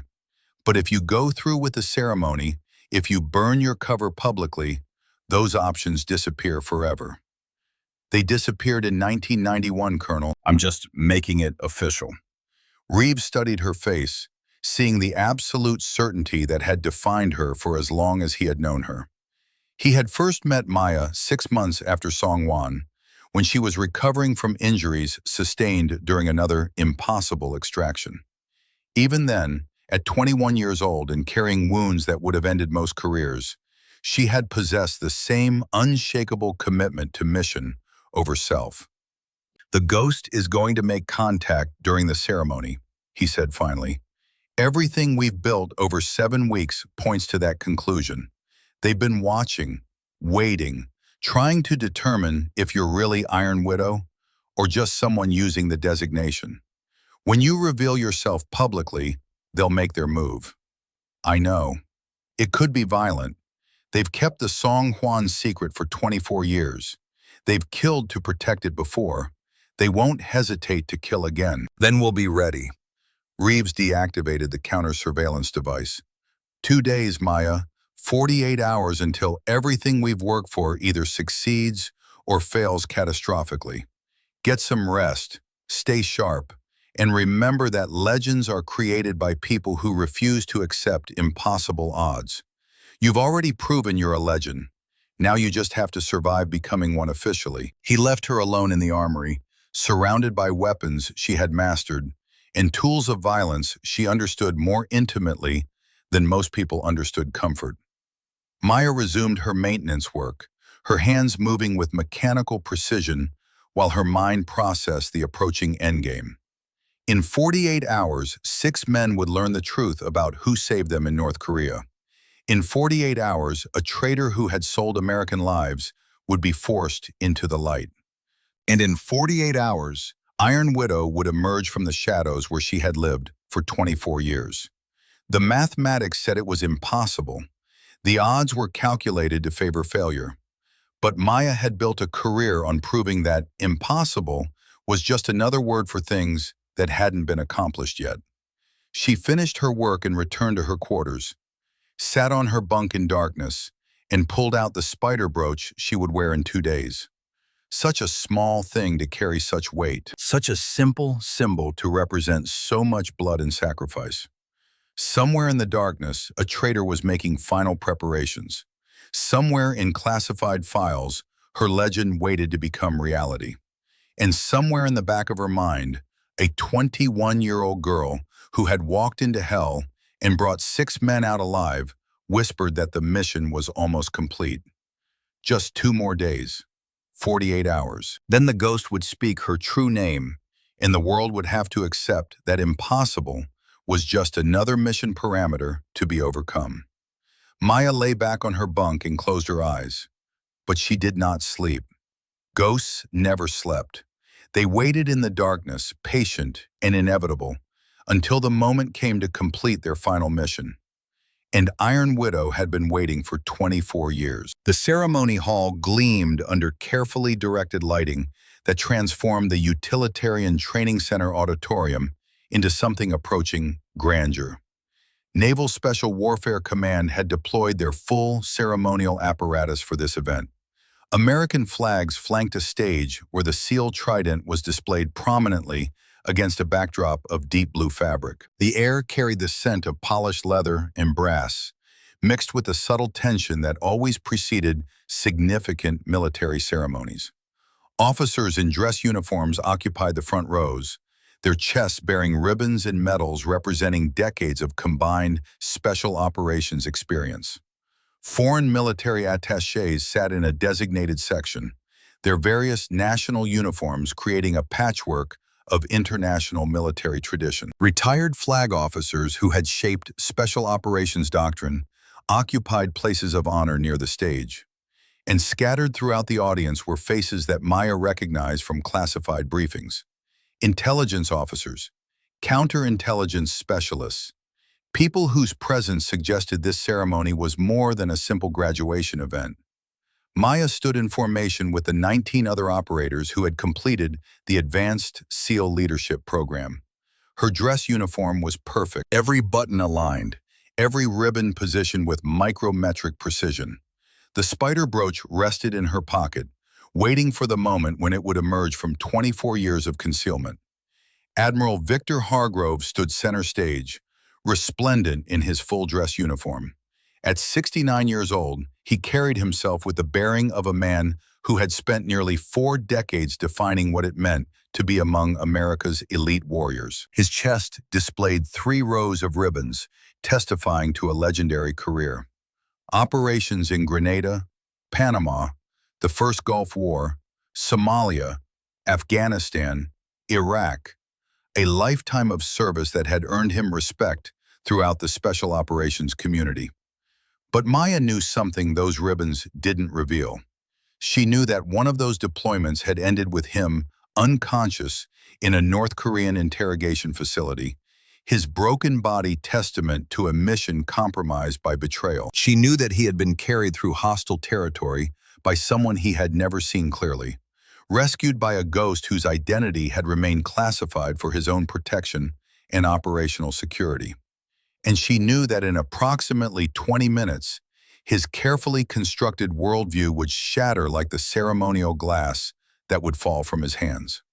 Commander Zephyr Coleraine stepped to the podium as the ceremony began. His voice carried the practiced authority of an officer comfortable with public speaking. Distinguished guests, fellow operators, honored observers from our allied nations, we gather today to recognize the completion of the Advanced SEAL Leadership Program by 20 exceptional warriors. This program represents the pinnacle of special operations training, designed to prepare our most capable operators for the challenges of modern asymmetric warfare. Maya listened with a portion of her mind trained to process background information while maintaining situational awareness. Her eyes scanned the audience, cataloging faces and positions, looking for anomalies, searching for the ghost who had waited 24 years to protect a secret worth killing for. Colonel Reeves sat in the 3rd row, his weathered face revealing nothing. But Maya caught the subtle tension in his posture. The way his right hand rested near his waist, where a concealed weapon would be carried if this were an operational environment, rather than a ceremony. He saw it too, felt the undercurrent of danger that ran beneath the formal proceedings like an electrical charge waiting to arc. The integration of female operators into naval special warfare represents a historic evolution in our capabilities, Coleraine continued. Today we demonstrate that excellence transcends traditional boundaries, that capability matters more than convention, that the future of special operations includes the best warriors regardless of gender. Maya noted the subtle reactions rippling through the audience. Some nodded in agreement. Others maintained carefully neutral expressions that suggested disagreement they would never voice publicly. And a few, mostly the older retired officers, showed expressions of interest that seemed disproportionate to the topic being discussed. They knew something, or suspected something. The presence of so many senior intelligence officers at what should have been a routine training graduation suggested that word had leaked, that rumors had circulated through classified channels about the real reason Maya Chen had been inserted into this program. Admiral Hargrove approached the podium as Coleraine finished his remarks. He carried a ceremonial chalice filled with seawater, the traditional element through which SEALs were symbolically reborn as operators. His face held the same grim determination Maya had observed for 7 weeks. The certainty of a man convinced he was defending a sacred institution against destructive change. For over 60 years, Hargrove began, his voice carrying the weight of absolute conviction, naval special warfare operators have represented the pinnacle of American military capability. The warriors who earn the right to serve in these units do so through extraordinary demonstration of physical strength, tactical expertise, and unwavering character under conditions designed to break lesser individuals. He paused, his eyes sweeping across the assembled operators before settling briefly on Maya. Tonight we continue a tradition that dates to the earliest days of naval special warfare. Each operator receives their call sign, a name that will follow them throughout their special operations career. These names are not chosen lightly. They reflect the essence of the operator, often commemorating a defining moment that revealed their true character under pressure that would destroy ordinary men. The emphasis on the word men was subtle but unmistakable to those listening carefully. Maya felt, rather than saw, Colonel Reeves shift slightly in his seat, preparing for what would come, ready to respond if the situation evolved beyond verbal confrontation. The ceremony proceeded with practiced precision. Operators were called alphabetically despite the earlier announcement regarding performance-based order, a last-minute change that Maya recognized as Hargrove's final attempt to control the narrative. By calling her early in the sequence, he minimized her impact, made her just another operator in an alphabetical list rather than a climactic conclusion. But he had miscalculated. Being called early meant her revelation would carry through the remainder of the ceremony, would force every subsequent operator to be presented while the audience processed what they had just witnessed. Petty Officer First Class Michael Anderson, Hargrove announced. Anderson stepped forward, accepted the chalice, drank the seawater with the ritual swallow that signified commitment. Your instructors and peers recognize your exceptional performance during high-altitude operations. You will be known as Altitude. The ceremony continued, each operator called, each call sign announced with brief explanation. The audience applauded politely after each presentation, maintaining the formal decorum appropriate for such events. Then Hargrove's voice cut through the hall with particular emphasis. Lieutenant Maya Chen. Maya stepped forward, her movements economical and precise. She approached the stage with measured cadence, hyper-aware of every eye tracking her progress. She felt the weight of attention from the foreign observers, felt Colonel Reeves coiled like a spring, felt something else, a presence in the audience that carried hostile intent, barely contained beneath diplomatic courtesy. The ghost was here, watching, waiting to see if the impossible was about to become real. Admiral Hargrove held the ceremonial chalice, studying Maya with eyes that had assessed countless operators throughout his career. She saw complex emotions flickering behind his professional demeanor. Contempt mixed with something that might have been uncertainty, determination fighting with doubt. The absolute conviction of his beliefs, challenged by 7 weeks of watching this woman perform at levels that defied his assumptions. Lieutenant Chen, he said, his voice carrying across the silent hall, you have participated in our Advanced SEAL Leadership Program for the requisite period. Your performance has been, by certain metrics, adequate to program standards.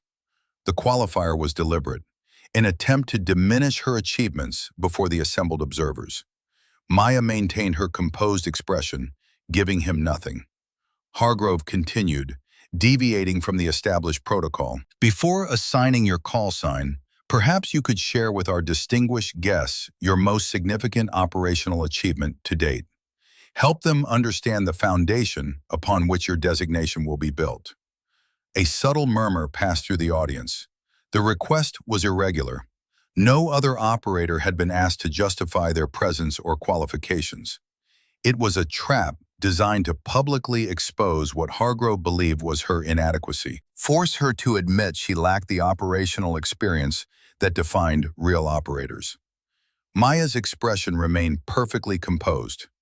With respect, Admiral, my operational history includes classified deployments that cannot be discussed in this setting without compromising ongoing intelligence operations and asset security. It was the correct answer. The only answer that could be given when discussing classified operations in a mixed audience. But Hargrove had anticipated it. A thin smile crossed his face as he turned slightly to address the audience. Call signs reflect achievement, character, proven ability under fire. They are earned through demonstrable exceptional service in combat operations, where the consequences of failure are measured in American lives. He returned his attention to Maya, extending the chalice with a gesture that managed to be both formally correct and subtly dismissive. Nevertheless, tradition must be observed. Lieutenant Chen, what call sign have you been assigned by your instructors and peers? The question was designed as a final public humiliation. Maya had been systematically excluded from the informal discussions where call signs were typically determined. By established protocol, she should have no answer, should be forced to admit that the brotherhood she sought to join had rejected her, even in this symbolic gesture. The room held its collective breath. Even those who had come to respect Maya's capabilities expected this moment to reinforce the fundamental message that she remained an outsider to their tradition. Maya accepted the chalice with steady hands. Her gaze never left Hargrove's face as she spoke two words that fell into absolute silence. Iron Widow. For exactly 3 seconds, nothing happened. The words hung in the air like a grenade with the pin pulled, waiting for the inevitable detonation. Then Admiral Victor Hargrove's face transformed. Confusion flashed across his features, followed by recognition, followed by dawning horror as neurons fired and memories connected, and impossible became undeniable. The chalice slipped from his fingers as if his hands had forgotten how to hold objects. It struck the stage floor with a crystal crash, shattering into glittering fragments that scattered across polished wood. Seawater spread in an expanding pool that looked black under the stage lighting. "That's not possible," Hargrove whispered, his voice stripped of all authority. "Iron Widow is a classified designation. You can't possibly—" Maya's voice cut through his shock with absolute clarity, pitched to carry throughout the suddenly silent hall. November 17th, 1991. 6 SEAL operators were captured during a compromised intelligence operation in North Korea. They were held at a black site facility designated Songwon, presumed unrecoverable due to the political sensitivity of their presence in denied territory and the calculated impossibility of successful extraction.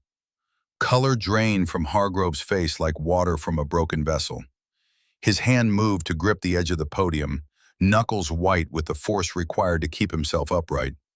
Around the hall, certain audience members sat forward with sudden intensity. The retired flag officers, the intelligence specialists, people who had heard whispers of Iron Widow in classified briefings, but never expected to meet the legend in person. Maya continued, her voice steady and factual. Those 6 operators included then-Commander Victor Hargrove. After official rescue operations were deemed too risky, a specialized asset with the designation Iron Widow executed an unsanctioned extraction, recovering all 6 operators despite sustaining significant injuries during the mission.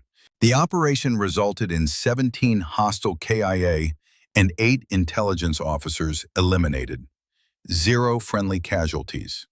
Mission duration, 4 hours, 37 minutes from initial infiltration to final extraction. From his position in the third row, Lieutenant Orion Thade stood suddenly.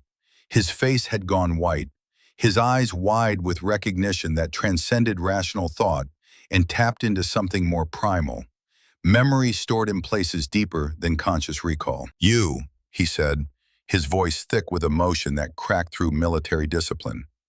"You carried me 3 miles through mountain terrain.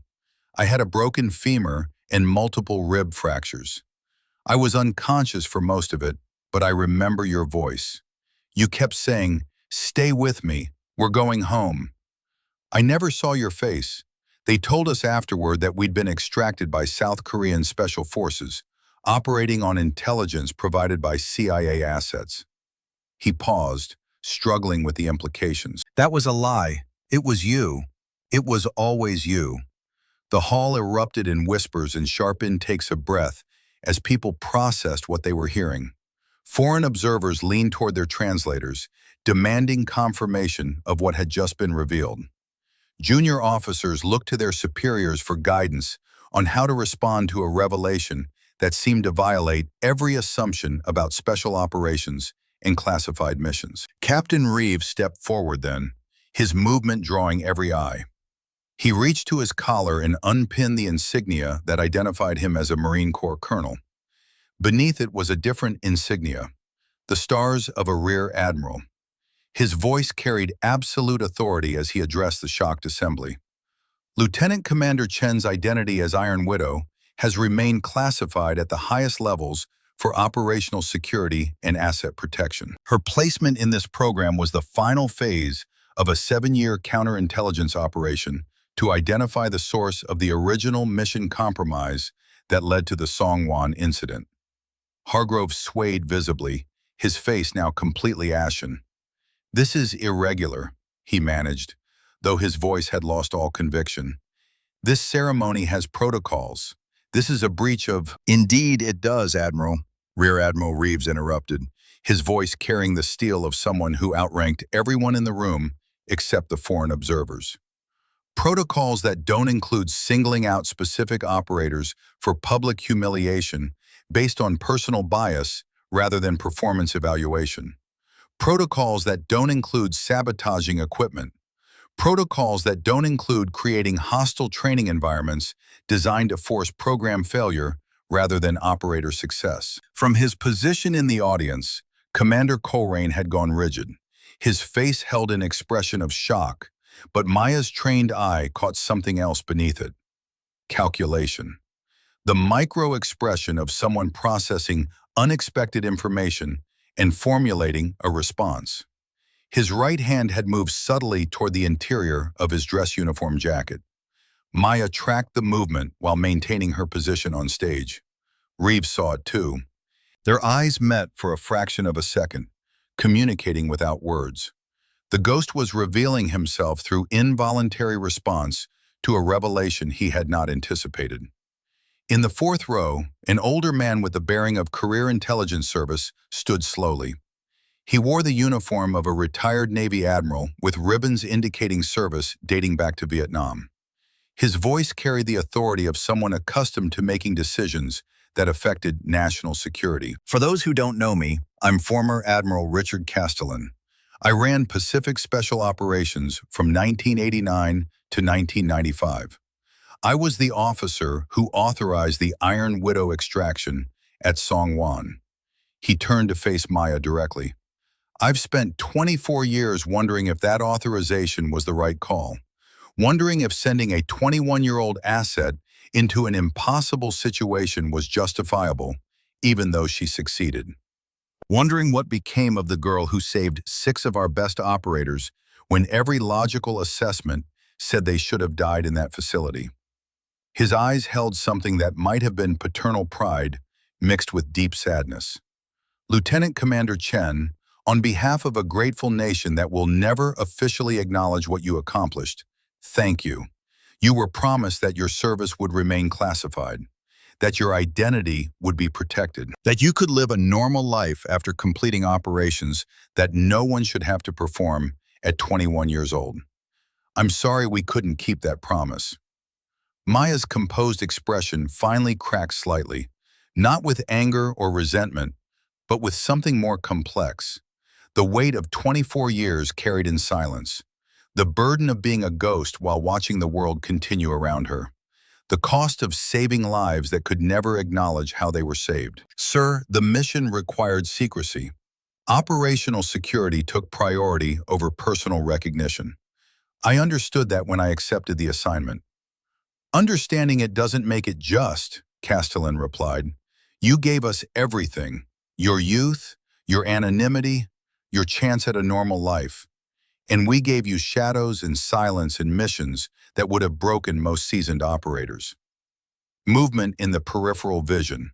Commander Coleraine was standing now, his hand fully inside his jacket. Maya's combat instincts screamed warning in the fraction of a second before Colerane's hand emerged, holding not a weapon, but a communication device. Security Protocol Alpha, Coleraine said into the device, his voice carrying artificial calm that barely masked desperation. Initiate facility lockdown. Unauthorized disclosure of classified operations. Detain all personnel until counterintelligence can process. Rear Admiral Reeves moved with speed that belied his age and injuries. His hands shot out and caught Colerane's wrist with enough force to make the younger man gasp. The communication device clattered to the floor. Commander Coleraine, Reeves said quietly, his voice carrying lethal certainty. I think we need to have a conversation about your service record, specifically about where you were stationed in 1991 and what access codes you used to transmit information about SEAL operations to foreign intelligence services. The hall went absolutely silent. Every operator in the room recognized the implication. Every intelligence officer understood what was being suggested, and everyone with combat experience felt the sudden shift from ceremony to crisis. Colerane's face cycled through expressions too quickly to catalog. Shock, fear, calculation, then something harder, the look of a man who had been cornered and was deciding whether to surrender or fight. I don't know what you're implying, Admiral, but I've served this country for 19 years with distinction. My record is... Your record shows you were assigned to Naval Intelligence from 1989 to 1993, Reeves interrupted, during which time you had access to operational planning for special warfare missions in the Pacific Theater, including the mission that resulted in 6 SEALs being captured at Song Wan. Maya was moving now, descending from the stage with fluid economy of motion. Not threatening, not aggressive, but positioning herself between Coleraine and the nearest exit.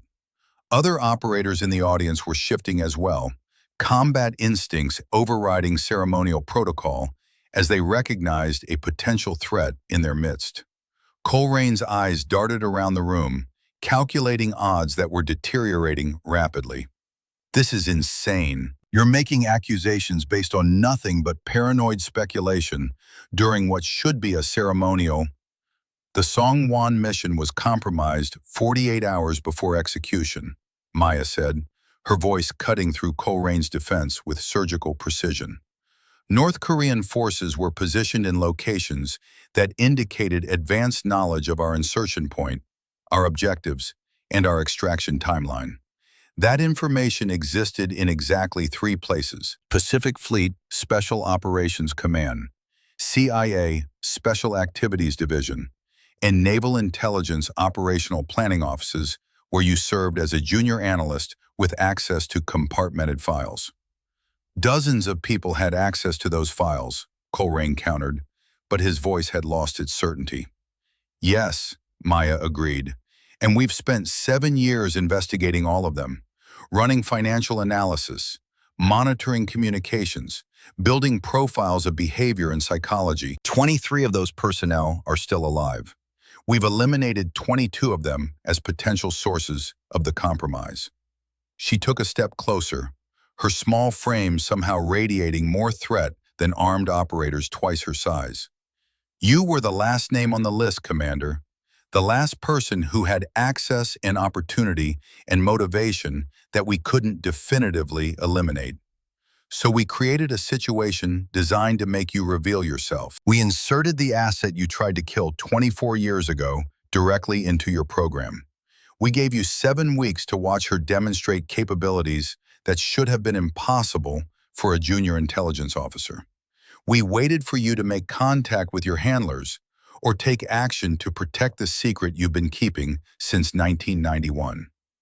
Colerain's hand twitched toward his waist, where a concealed weapon might be carried. But he froze as he realized that 20 highly trained special operations personnel were now focused on him with the kind of attention that preceded violence. He was surrounded by warriors who had built careers on reading hostile intent and responding with overwhelming force. "You have no proof," he said, the words emerging with the desperation of a man clinging to a defense he knew was failing. This entire theory is constructed on circumstantial evidence and assumptions that wouldn't survive legal scrutiny for 5 minutes. Admiral Castellan spoke from his position in the audience, his voice carrying the weight of someone who had authorized operations that existed outside legal frameworks. "Commander Colerain, we've been monitoring your communications for 6 months. We have recordings of encrypted transmissions to known North Korean intelligence cutouts. We have financial records showing payments routed through shell corporations linked to foreign intelligence services.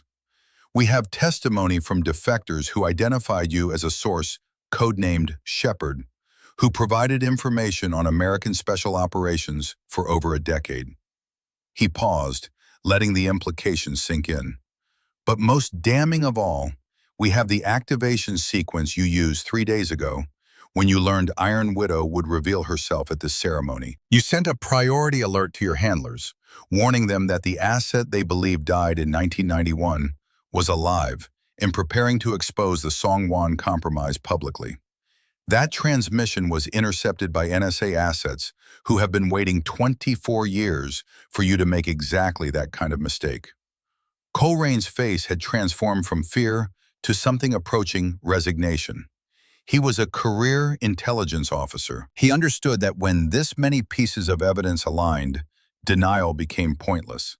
But Maya saw something else in his expression, the look of a man who still had cards to play. "If you're going to arrest me," Colerain said slowly, "do it properly. Read me my rights. Process me through official channels. Ensure everything is done by the book so that any evidence you've collected is admissible in court."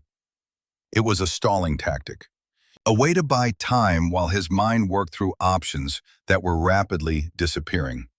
But it was also correct procedure. Even traitors had rights under military justice. Rear Admiral Reeves nodded slowly. "You're absolutely right, Commander.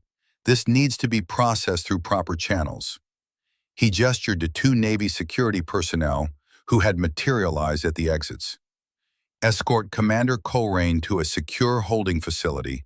Full protocols. No shortcuts." The security personnel moved forward, but Colerain raised a hand to stop them.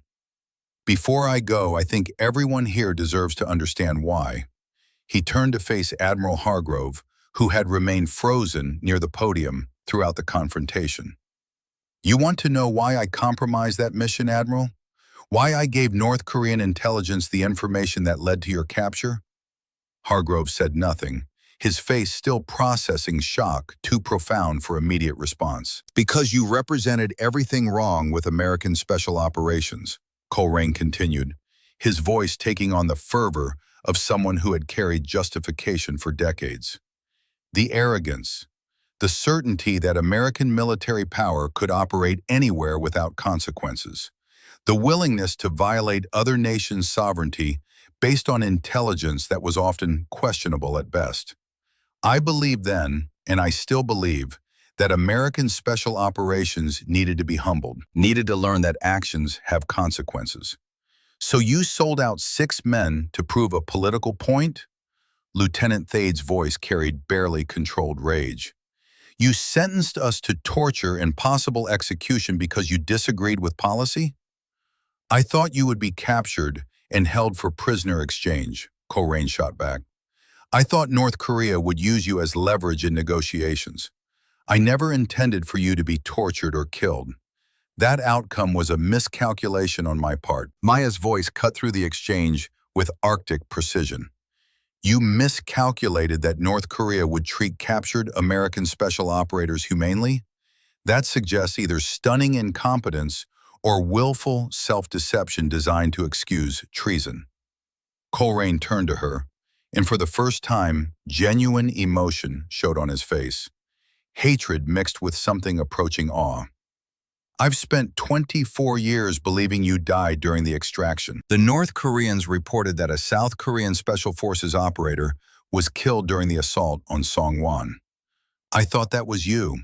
Thought the botched rescue had cost at least one life to save 6 others. And if I had died, Maya asked quietly, would that have satisfied your political conscience? One dead operator to balance 6 saved ones? It would have proven that American military adventurism has costs that can't be ignored or papered over with classified designations in operational security. Colerane's voice carried the conviction of someone who had rationalized their actions for so long that they believed their own justifications. Every operation, every incursion, every violation of another nation's sovereignty creates enemies and consequences. Someone needed to demonstrate that. Someone needed to make the cost visible. Admiral Hargrove finally found his voice, though it emerged rough and damaged. You betrayed 6 men, condemned them to torture, put a 21-year-old girl in an impossible situation, all to make a political statement? I made a choice based on principle, Coleraine replied, the same way you made choices throughout your career based on what you believed was right. The difference is that my principles question whether American military power should operate without restraint or consequence. The difference, Maya said, her voice carrying absolute certainty, is that my principles led me to save lives, while yours led you to endanger them. You can dress up treason in political philosophy all you want, Commander, but at the end of the day, you gave information to a hostile foreign power that resulted in American servicemen being tortured. That's not principle, that's betrayal. Coleraine stared at her for a long moment. Then something shifted in his expression. Calculation replaced ideology. His eyes moved to the exits, to the security personnel, to the assembled operators between him and escape. You're right, he said quietly. I betrayed my country. I compromised operations. I endangered American lives. And I've been preparing for this moment since the day I learned Iron Widow was alive and coming for me. His hand moved with desperate speed toward his waist. But before he could complete the motion, Maya was moving. She crossed the distance between them in 3 steps that seemed to violate physics. Her hand caught his wrist with precision that came from thousands of hours of training. Her body rotated, using his momentum against him, driving him to the floor with controlled force that ensured compliance without injury. In exactly 4 seconds, Coleraine was face down on the ceremony hall floor with Maya's knee in his back and his arm secured in a joint lock that would cause excruciating pain if he attempted to struggle. Security, Maya said calmly, as if she had just completed a routine training exercise rather than subduing a potential threat in front of 200 witnesses. Commander Coleraine is secured and ready for transport. The security personnel moved in quickly, applying restraints and conducting a search that revealed what Coleraine had been reaching for. Not a weapon, but a cyanide capsule. The same kind of suicide device that intelligence officers carried when operating in denied territories where capture meant compromise of classified information. He had been prepared to die rather than face interrogation and prosecution, prepared to take his secrets to the grave and leave questions unanswered. But Maya had moved too fast, had anticipated the exact response a cornered intelligence officer would make. As security escorted Coleraine from the hall, Admiral Hargrove slowly sank into a chair someone had positioned near the podium. He looked older suddenly, the weight of revelation pressing down on him with force that seemed to physically compress his frame. 3 weeks later, Commander Coleraine would face a closed military tribunal. The evidence presented would be overwhelming. Encrypted communications, financial transfers, testimony from defectors. He would receive a life sentence without parole at the United States Disciplinary Barracks, his name added to a classified list of Americans who betrayed their nation's most sensitive operations. The North Korean intelligence network he had supported for over a decade would be systematically dismantled, preventing future compromises. But no public announcement would ever be made. The betrayal, like the heroism it had necessitated, would remain classified. "I spent 7 weeks trying to break you," Hargrove said to Maya, his voice hollow. "Trying to prove you didn't belong, trying to force you out of the program. And the entire time you were the person who saved my life 24 years ago." Maya approached him slowly, her dress uniform still perfect despite having just subdued a suspect. She picked up one of the fragments of shattered crystal from the ceremonial chalice, studied it in the light for a moment before speaking. "Sir, you did break me. Multiple times. Every day of this program you broke something. My patience, my faith in the institution I served, my belief that excellence would be recognized regardless of gender." She paused. "But breaking isn't the same as defeating. I've been broken before, in North Korea, in Iran, in places where breaking was the cost of completing the mission. And I learned that you can be broken and still complete the mission. You can be damaged and still be effective. You can be less than whole and still be a warrior." She set the crystal fragment on the podium between them. "You tried to prove I didn't belong, and maybe you're right. Maybe I don't belong in the traditional sense, but I earned my place here the same way you earned yours, through blood and sacrifice and refusing to quit when quitting would have been easier. The difference is that I had to prove it while carrying a secret that would have made everything easier if I could have just told you who I was. But the mission required silence, and I always complete the mission." Hargrove stared at the crystal fragment, then at Maya, then at his hands, which trembled slightly with reaction to stress and revelation. "I owe you my life," he said finally. "I owe you an apology. I owe you recognition that will never be adequate for what you accomplished. But mostly I owe you the admission that I was wrong. About you. About women in special operations. About everything I believed was immutable truth regarding who could be a warrior." Rear Admiral Reeves stepped forward, addressing the assembled audience who had witnessed a ceremony transform into something unprecedented. "Lieutenant Commander Maya Chen has completed the Advanced SEAL Leadership Program with distinction. Her operational record, including 9 classified extractions and the Song Juan recovery mission, places her among the most accomplished special operations assets in American military history." He opened a small case containing an insignia, the SEAL Trident, modified with a small red hourglass symbol incorporated into the design. "If authority of Naval Special Warfare Command and with the concurrence of the Joint Chiefs of Staff, you are hereby officially designated as the first acknowledged female operator in Naval Special Warfare Development Group, effective immediately. Your call sign is Iron Widow. Your legend is real, and your service is finally recognized." The hall erupted in applause.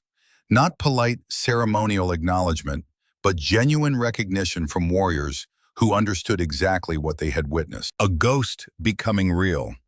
A legend stepping into daylight. An impossible operator finally receiving acknowledgement that was 24 years overdue. One by one, operators began removing their SEAL Trident pins and approaching the stage. Lieutenant Thade was first, placing his trident at Maya's feet with precise ceremony before rendering a salute that carried profound respect. Others followed. Not all, but enough to create a small collection of insignia representing recognition that transcended official designation. Admiral Hargrove watched this unprecedented display with an expression that mixed humility with something approaching wonder. Finally, slowly, he removed his own trident, the insignia he had earned decades ago and worn through countless operations. He approached Maya and extended it with both hands. "I can't undo 7 weeks of prejudice," he said quietly. "I can't take back the things I said or the obstacles I created. But I can acknowledge that you are the finest operator I have ever had the privilege to witness. And I can spend whatever time I have remaining in service ensuring that other female operators never face the barriers you overcame." Maya accepted the trident, held it for a moment, feeling the weight of symbolism and sacrifice it represented. Then she did something that shocked everyone present. She pinned it back on Hargrove's uniform.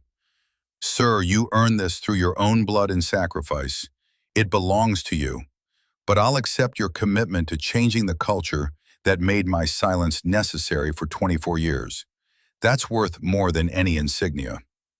The ceremony concluded shortly after, though the formal proceedings felt anticlimactic following the revelation and confrontation. The remaining operators received their call signs. Foreign observers offered congratulations and requested briefings on the integration program's results. Intelligence officers disappeared to begin processing the counterintelligence implications of Colerain's exposure. But Maya remained on stage long after others had dispersed. Standing in the empty hall, holding the modified trident insignia that officially recognized her as something she had been for 24 years, but could never publicly acknowledge. Colonel Reeves, now Rear Admiral Reeves in his revealed rank, approached from the shadows at the back of the hall. "How do you feel?" he asked quietly. Maya considered the question. How did she feel? The mission was complete. The traitor was exposed. The silence was broken. But she felt strangely empty, as if the burden she had carried for so long had become part of her identity, and removing it left a void she didn't know how to fill. "I feel like Iron Widow just died," she said finally, "and I'm not sure who Maya Chen is without her." Reeves nodded slowly. "I felt the same way when I came home from Hanoi. Spent 6 years being a prisoner, defining myself by survival and resistance. Then suddenly I was free, and I didn't know how to be anything except a man who had survived captivity. It took years to figure out who I was beyond that identity." "Did you ever figure it out?" "I became someone who helped other people carry burdens that would break them if they carried them alone. I became a mentor, a guide, someone who understood that the most valuable thing I could do with my pain was transform it into wisdom for the next generation." He gestured to the trident insignia Maya still held. "You have a choice now, Maya. You can retire. Take the recognition and the pension and try to build a normal life. God knows you've earned it. Or you can do what I did. Use everything you've learned, everything you've endured, to make the next generation of operators better than we were. To ensure that the mistakes we made, the prejudices we carried, the limitations we accepted don't get passed forward to those who come after." Maya looked at the insignia, saw the hourglass symbol that had defined her for 24 years, felt the weight of choice pressing down with force equal to any mission she had undertaken. "The program needs an instructor," she said slowly. "Someone who understands what it means to be underestimated. Someone who can teach female operators how to navigate environments designed to exclude them while maintaining the excellence that will force acceptance." "It does," Reeves agreed, "and I can't think of anyone more qualified for that position than someone who turned exclusion into advantage and prejudice into motivation." 1 month later, Maya stood in front of a new cohort of 20 operators beginning the Advanced SEAL Leadership Program. Among them were 3 female lieutenants, their expressions reflecting the same disciplined focus as their male counterparts, but carrying an additional burden of representation and expectation. The spider brooch rested on Maya's collar, no longer hidden, but worn openly as official recognition of her designation. The modified SEAL Trident insignia identified her position as program instructor, and the carefully composed expression she had perfected over years of operating in hostile environments had softened slightly, allowing something approaching warmth to show through. "This program will test every aspect of your capabilities as special warfare operators," she began, her quiet voice commanding immediate attention. You will be evaluated not on where you came from or what you look like, but on what you can contribute to your team and how you perform under pressure that would break lesser individuals. Her gaze swept across the assembled operators, lingering on the female lieutenants whose presence represented the beginning of genuine cultural change in naval special warfare. Some of you may have heard stories about recent changes in our command structure and training philosophy. Let me be clear. Suddenly have not been lowered or altered. What has changed is our recognition that excellence comes in forms that don't always match traditional expectations. That true operational capability transcends conventional assumptions. That the warrior you underestimate may be the one who saves your life when every logical assessment says you should die. Lieutenant Orion Thade, now serving as assistant instructor, stood at the side of the room. His attitude toward the program and its mission had been completely transformed from his previous perspective. He had requested the assignment personally, telling Maya that he wanted to be part of ensuring future operators never made the mistakes he had made. Over the next 12 weeks, you will be pushed beyond what you believe possible, Maya continued. You will fail. You will succeed.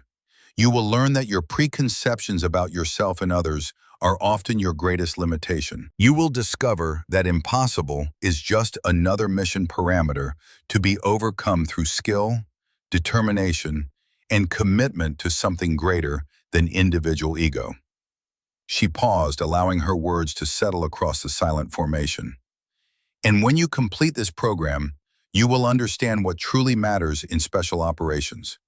Not who you are, but what you bring to the mission.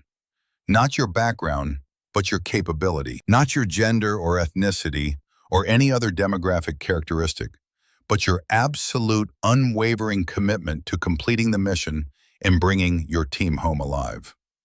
As the briefing concluded and the new operators filed out to begin their first evolution, Lieutenant Kelwin approached Maya. He had also requested assignment as assistant instructor, driven by curiosity about the woman who had demonstrated capabilities that transcended everything he thought he understood about special operations. Commander, he said, that night in North Korea when you extracted Admiral Hargrove's team against impossible odds, how did you know it could be done? Maya considered him thoughtfully before answering, a question that deserved an honest response, an answer that encapsulated everything she had learned through years of impossible missions. Because in special operations, Lieutenant, doubt is a luxury we can't afford. When lives depend on you, uncertainty becomes irrelevant. You either complete the mission or you don't. The question of, can it be done, never matters as much as, will you do it? I simply chose to do it, and everything else followed from that choice. The statement carried the weight of 24 years of classified operations. The certainty of someone who had learned that the only real limitations were the ones you accepted in your mind. The understanding that sometimes necessity mattered more than probability, and commitment mattered more than odds. As she watched the new cohort begin their journey, Maya recognized that her own journey had finally come full circle. The mission that began in darkness 24 years ago had reached completion in recognition and acknowledgement. Not for her glory, but for the principle that excellence deserved recognition regardless of its source. That night, alone in her quarters, Maya opened a small box she had kept sealed for 24 years. Inside were letters she had written to herself at age 21. Letters from the girl who had walked into North Korea believing she might never return. Letters that asked questions. Will it be worth it? Will anyone ever know? Will I ever be more than a ghost? She read them slowly, then wrote one final letter in response. Not to her younger self, but to the 3 female lieutenants who would begin training tomorrow. You will be tested. You will be doubted. You will carry burdens in silence.